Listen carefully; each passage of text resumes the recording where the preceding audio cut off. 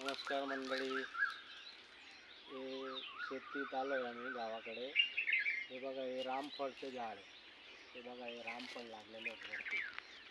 हे रामफळ हे असं आपल्या लहान लहान मुलांना जे शहरात राहतात त्यांना खास करून गावाकडे आल्यानंतर शेती दाखवायला पाहिजे की या झाडाला रामफळ लागतं, कसं लागतं ते आपल्या लहान मुलांना कळायला पाहिजे.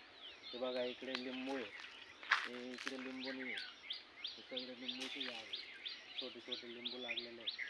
बघा, मी तुम्हाला दाखवतो. हे बघा, हे लिंबू लागलेले आहेत.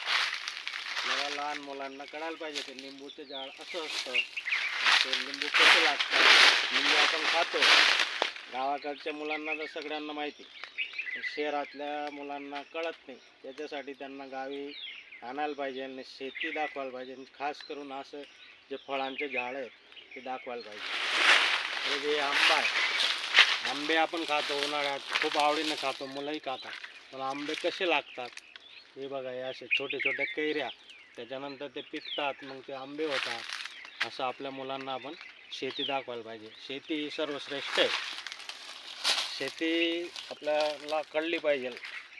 या डिजिटल युगात शेती आधुनिक पद्धतीने जर केली तर शेती सर्वात उत्तम शेती. हे बघा, इकडे एक केळी, ही समोर केळी दिसते, ही केळीची शेती.